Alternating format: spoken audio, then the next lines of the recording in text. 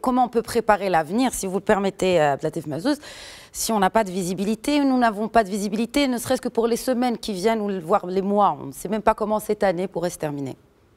Moi, je vous dis, si vous lancez demain un programme d'équipement en énergie solaire à travers les maisons, les administrations, etc. Vous préparez l'avenir. 2, vous créez de la demande. Et 3, vous lancez la machine productive dans ces domaines. Si vous faites la même chose pour l'eau potable, et j'ai parlé du programme lancé par Sa Majesté, vous faites la même chose pour la digitalisation, la même chose pour tout ce qui est lié à la santé et à l'éducation. Vous formez des gens, vous reformez des gens dans le domaine du digital pour être employables. Ça, c'est des dépenses immédiates, un travail immédiat, mais à portée à court, moyen et long terme. Et donc, on prépare à travers cela. Et ce ne sont que des exemples, on prépare l'avenir à travers ça. Donc, puisqu'on parle d'avenir, allez-y, je vous en prie.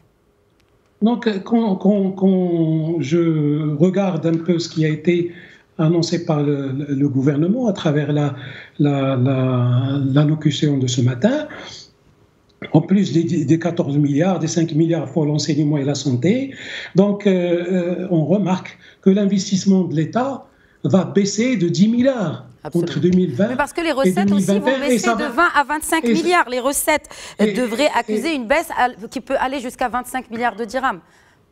Oui, c'est encore une fois la réingénierie un peu des équilibres financiers à travers la dette. Il faut pas avoir peur de la dette si cette dette est destinée à relancer la machine économique et que cette relance va produire de la valeur et que cette valeur va générer des ressources qui permettront, in fine, de rembourser la dette. Surtout, je dis, ce sont des projets intégrés au niveau de l'économie nationale et donc même le financement peut se faire par la dette intérieure. Donc c'est ce travail-là qu'il faut faire, et par ce travail-là, on donnera de la visibilité. Vous avez cité le mot. C'est très important de donner la visibilité aux entreprises et aux investisseurs, qu'ils soient marocains ou étrangers, et de l'assurance, redonner de la confiance aux citoyens, parce que nous sommes un des rares pays où la liquidité des banques a diminué.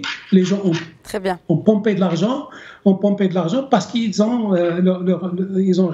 plus de confiance. Il faut remettre un peu de la confiance, et pour que les gens se mettent un peu à participer au circuit économique.